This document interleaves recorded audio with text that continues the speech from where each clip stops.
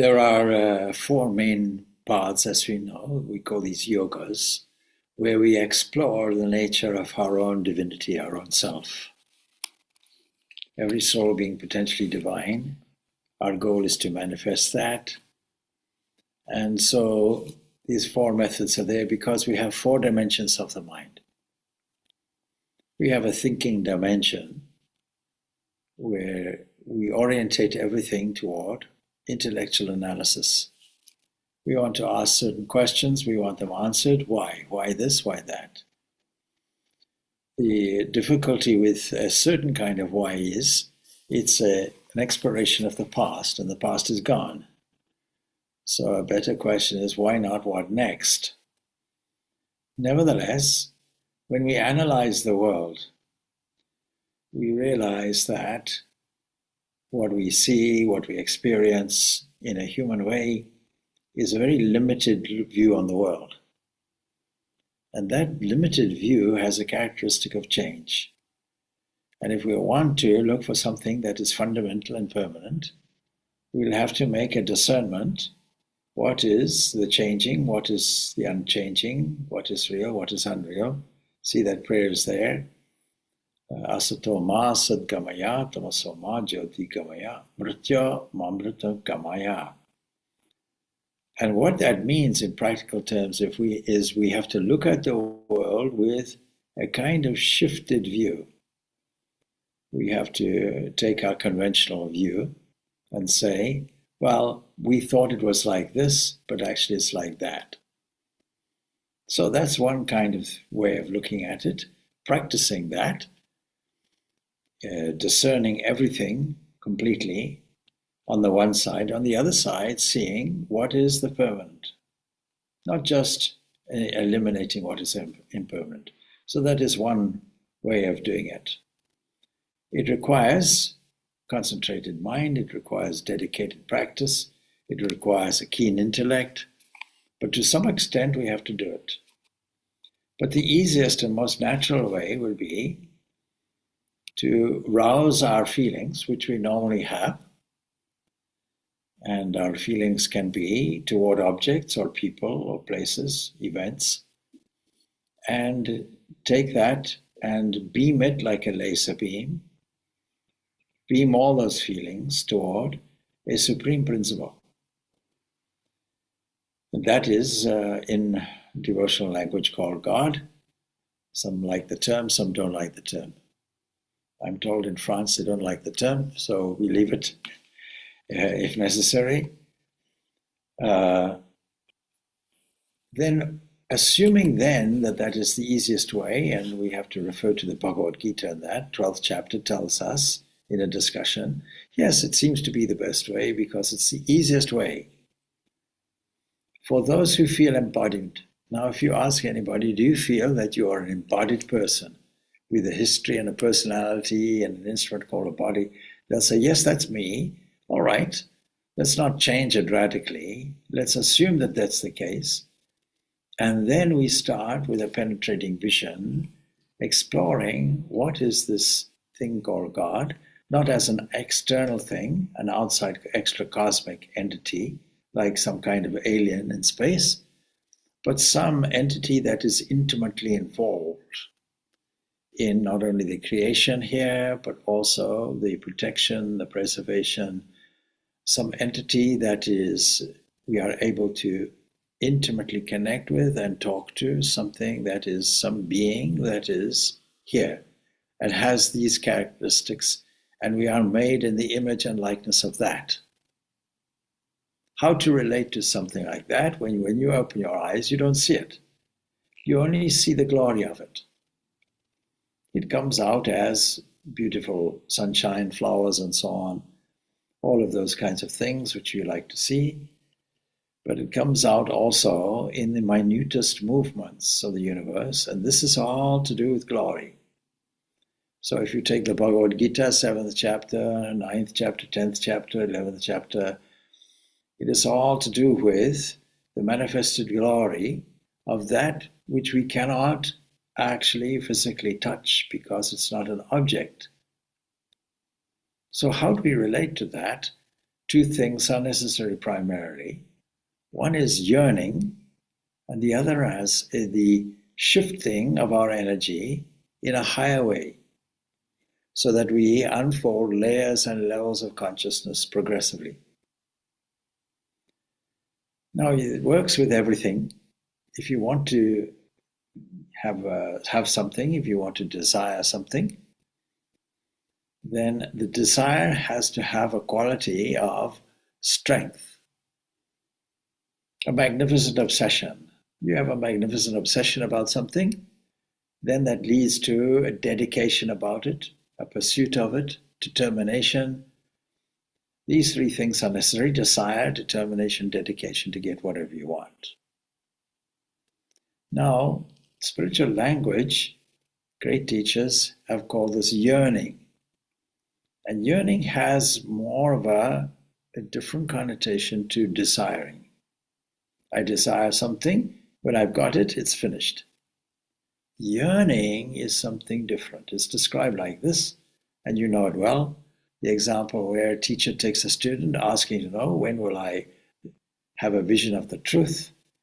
And the teacher takes him to a lake and plunges his head in the water. Keeps his head down. And you find bubbles coming up, a certain amount of thrashing around, brings him up, he's gasping for air. How did you feel, says the teacher. I felt I was going to die. Die for lack of breath. When that kind of yearning is there for God, know that some revelation will take place. So the key is yearning. Then how do we develop yearning is the next question. How do we develop a yearning for something? We have examples in our human life. From a very small child, a child yearns for something, sees other children playing, and yearns to play in the playground with them, sees them having some kind of treat, like ice cream or something in a park, they want it. Sees that, let us go swimming, and the child says, but what about a jacuzzi or something? Or has an experience of something, wants it again, that becomes an obsession.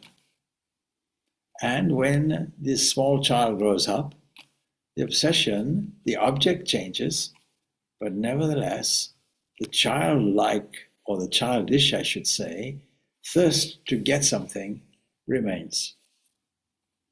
If we are to take that thirst and redevelop it and shift it inward and say, let us develop that as a thirst for the divine.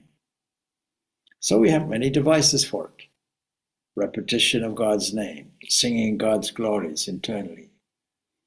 And that comes with this discernment as well. Trying to see the flow of energy in everything.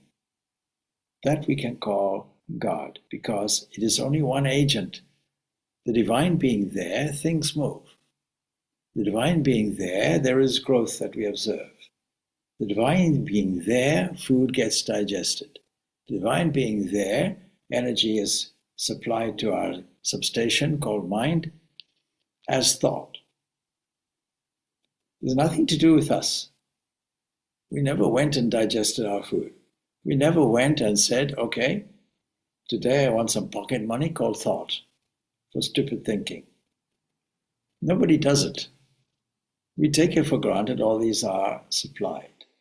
Why should we love God? Because God is lovable. Because if we have eyes to see, we'll see His divine hand everywhere. We'll hear His divine voice everywhere.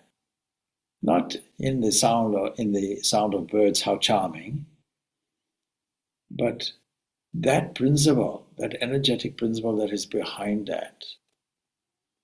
And so pure energy flowing throughout the whole universe comes to us as consciousness. Self-awareness, the capacity to think, the capacity to feel.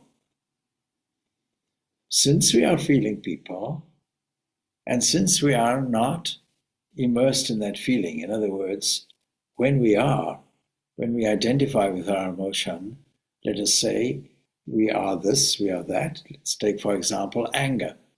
We can see it as a starting point. Then it comes up as a wave, and then when it reaches its peak, we say, I am angry, we identify with it. And then it subsides.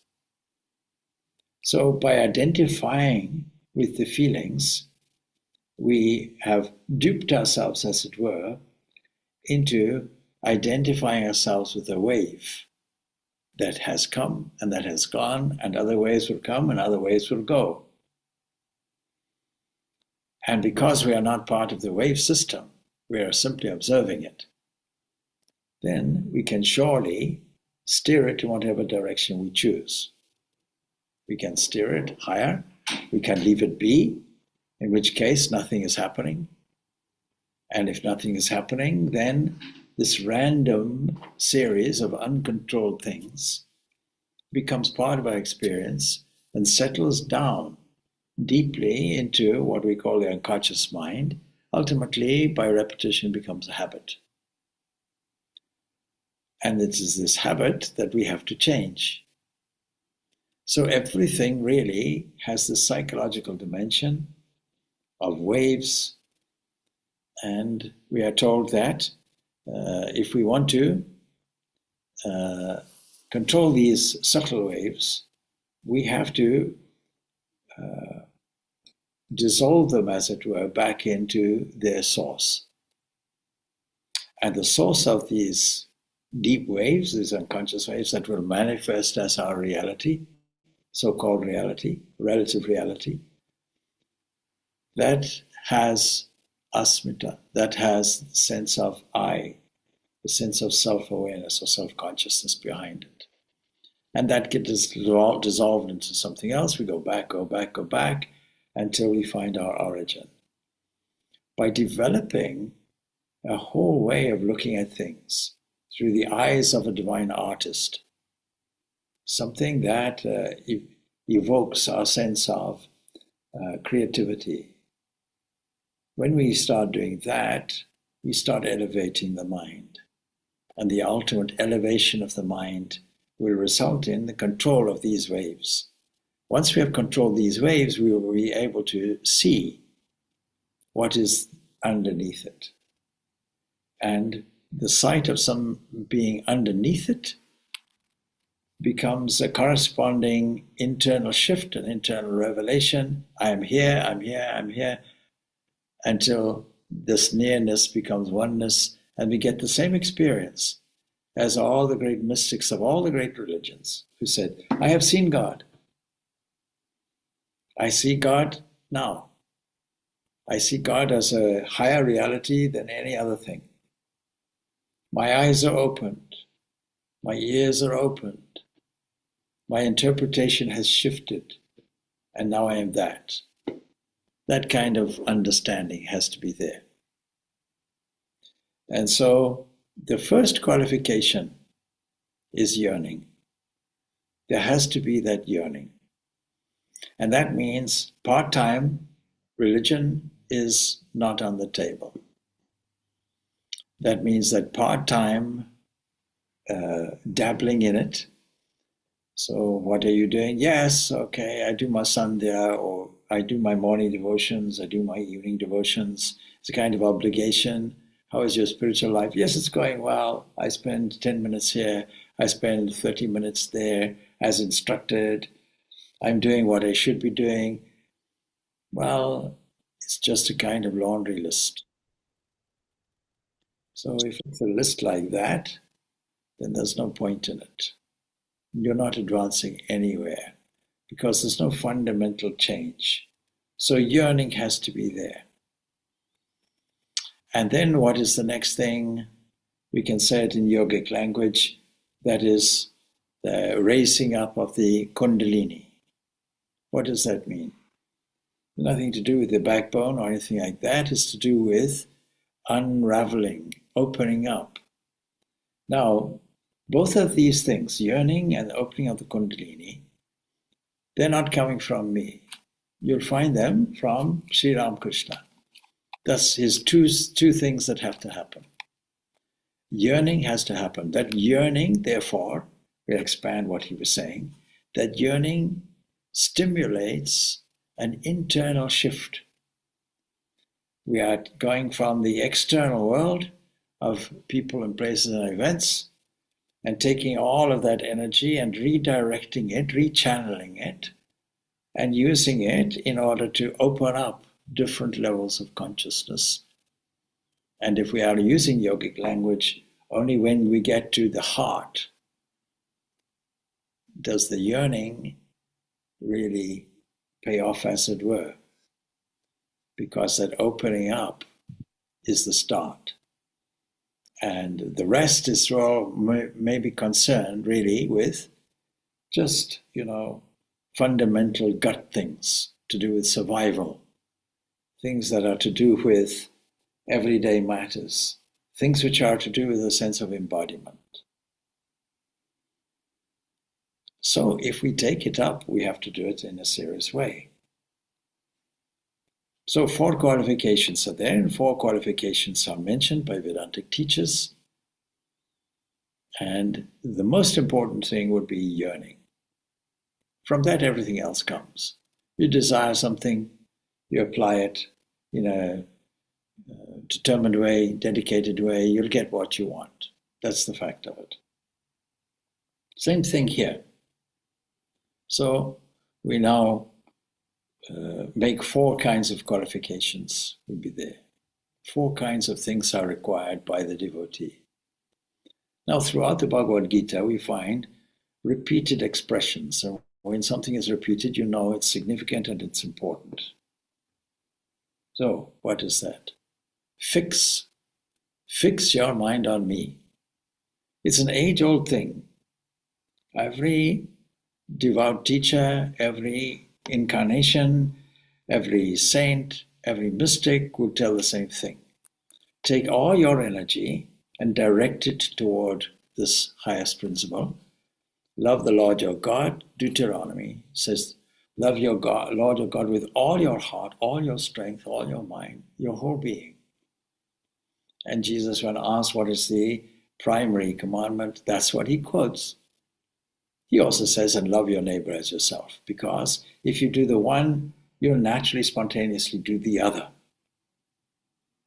We see all kinds of people in spiritual organizations and what have you, so-called, no love in there. It's all to do with politics and what have you. So how do we change that? We change that on an individual level. We become a devotee. We start with developing yearning. Otherwise, keep quiet. We start with a yearning. And so traditionally, in order to open this up and become a recipient, we start with this viveka, this aspect of discernment. Discernment or discrimination between the real and the unreal, to put it bluntly. It's an intuitive and unshakable conviction of the mind that we have to develop that the highest principle, that in the Vedantic philosophy is called Brahman alone, is the real substance. And all the other things are unreal and illusory. Now that's hard to swallow, because we take this world to be a reality, waking up in the morning for many people, going to work, earning a living, eating, going home, whatever people do when they get there, let us say watching television or something like that, going to bed, that's their life. And it seems to be a kind of never-ending cycle of events. And if you insert some spirituality into there, all right, we say do some Sandhya in the evening, and we do something else, and we go to a lecture or whatever it is. So we are doing our duty all round. It requires something more than that. It requires a penetrating insight which tells us that there is no real lasting value in the world. Temporary value is there, of course, but there's no real lasting value in it. Let's take the human body. It's a wonderful machine, but that's all it is. It's a machine. When you see people eating, it doesn't occur to us what a funny business it is. You put some material of different kinds of substances in the mouth. You assume it's going to be digested and converted. Manufacturing takes place. We are unaware of it, normally speaking, unless we get indigestion or something of that nature. And we find the waste products go one way, and we find nutrients go the other way, and we're able to survive, and not only that, but live. And if we are careful, we'll live in a healthy way. If we're careless, we won't. So, simply stating this unreality, only three principles are there in the Vedanta. There is only one reality, one principle there. We call this Brahman. That's all. There's nothing else there.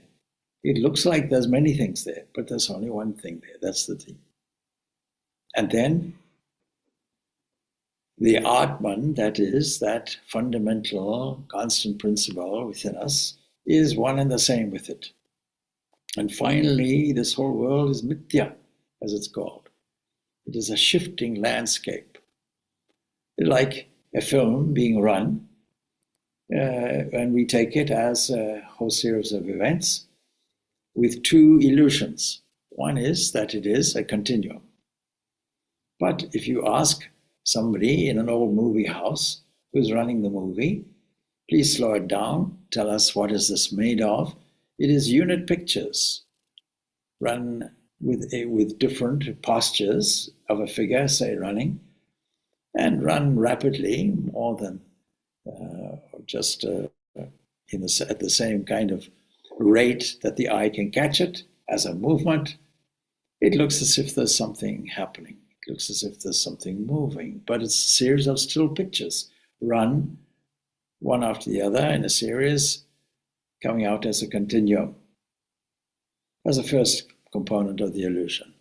Time, in other words. Then what is the other component? Space is the other component. We have a kind of spatial awareness which restricts our outlook on the world. And we forget the context of it. We can sit in front of a movie. When somebody cries, we cry. When there is a suspense moment, our heart jumps into our throat. Why is that? It's because we're taking it as a reality at that moment, even though our common sense tells us this is something that was filmed in a warehouse or a studio, something like that, with artificial scenery, with lighting, with actors. They have lines to learn. So many different components there that we forget are not really happening as we see them. So substance and all other things is there, and all other things are unreal and illusory. That is behind and below everything. There is this one entity which is there. And not only that, but when we personalize it, we call this God. The next thing that is required, of course, is vairagya, renunciation. That comes from the other one. If you see that this is not a thing that is worth full investment, only that the Lord has invested in life energy in us, if you take it in this way, then automatically viveka occurs. Viveka and vairagya. Vairagya, renunciation, is the complete disregard of all pleasures. Every pleasure ranging from enjoyment of sensuous objects of the world to the experience of the happiness one expects in heaven after death, in this life and the afterlife. From the teachings of the scriptures and personal observation, the intelligent aspirant realizes that no pleasure, whether here or hereafter, can have an infinite duration, because all the pleasures are the results of finite action. Even good actions. So one thing that was here, what is the fundamental thing for an aspirant or a devotee? Somebody here said charity. But all these are good actions, charity, study, worship, but they're all finite in nature. And so the results are finite. Then there are 6 treasures. This is called technically Shatsambati, 6 treasures. Now we can put them all into one thing. So 4 things are required: Viveka, Vairagya, and this 6 treasures. What are these 6 treasures? They form the ethical foundation of spiritual life that we have to develop. The first thing we have to develop is a sense of calmness. That is, when the world and events hits us, we have to learn to control our reactions. Sama, or calmness, the dwelling of the mind on Brahman, after it has, or God, after it has detached itself from all sense objects through firm knowledge of their inherent defects. So there has to be an outlook on life that says, all is well, and all will be well, and all manner of things will be well. Julian of Norwich says it. Then there has to be self-control. Now, self-control is the cornerstone of spiritual practice. We won't meditate until we have self-control. So it means we have to restrain the organs both of perception and action. 2 types of organs are there. And we have to restrain them from their respective objects. And we do this and strengthen the will by doing it. And then there is upurati, or self-settledness, a function of the mind that prevents the sense organs, restrained by sama and dhamma. These are the 2 things. There has to be that self-centeredness. There has to be a virtue that, according to some Vedantists, means the relinquishment of worldly duties, but that's not really what we mean, nor is it practical in this world. And then there is forbearance. What cannot be cured has to be endured. So there has to be titiksha, forbearance. A person who is practicing any kind of any kind of discipline, physical or otherwise, doesn't care to relieve the physical suffering, nor do they show anxiety about it or grief. And then there has to be complete concentration. Now, it is known that, generally speaking, we have a jumping mind. Thoughts rambling all over the place. And if we leave it uncontrolled, it remains uncontrolled. If we don't go and cultivate the garden, it becomes wild and overgrown. And if we simply leave it, if we vacate a house, it'll be occupied by spiders and cockroaches and what have you. We can't leave it to its own devices. So there has to be complete concentration of the mind, where even activities, we ensure that we are good time managers. That is, we take one action, we see it to the end. When it's complete, we take the next action. And we don't allow all our attention. It's kind of like a light, you see. If we want to beam a light on something and beam a light on everything else instead, we won't highlight the object that we are trying to illuminate. If we are going on a destiny from A to B, then it's no good diverting to this and that and the other, various other places, and forgetting our central destiny. And our central destiny is connected with our central purpose. Recently, I gave a whole workshop on purpose, living on purpose. And 2 purposes are there. One is temporary, to do with temporary things, but the central purpose of our life we have to be convinced of. A vision of God, manifesting the divinity from within. That's it. And all of us have that same purpose. When we start deviating, when the mind starts wavering and going off in this direction or that, then unfortunately we have lost the central purpose. Why are we doing this? Why are we doing what we are doing? Life then becomes meaningless. then we have to have faith, absolute faith, that all things are being looked after without our interference. Shraddha, function of the mind, which enables us to accept as true the words of the Vedanta as taught by a competent teacher. Faith in ourselves primarily, faith in the scriptures, faith in our God. All of these have to be incorporated into this quality of faith. And then there is longing for liberation eventually, ultimately. And this longing, without this longing, nothing else happens. It's an intense longing. The more intense that longing, the better. It is only in this way that we are able to free our bondages. By relentlessly, with purity of mind, with perseverance, and with patience, we have to develop this longing. If we have to pray for anything, let it be for this longing. Even if we sit down with tears flowing in our eyes, give me longing for you. Increase my yearning, please. And give me faith. These are the primary things that have to be cultivated as a devotee. I suppose that's what you had in mind. Yes? Yes. Good. I'm pleased. All right, we'll leave it at that. Yes. My voice is a little croaky after traveling. All right. Om Shanti, Shanti, Shanti. Peace, peace, peace be unto all.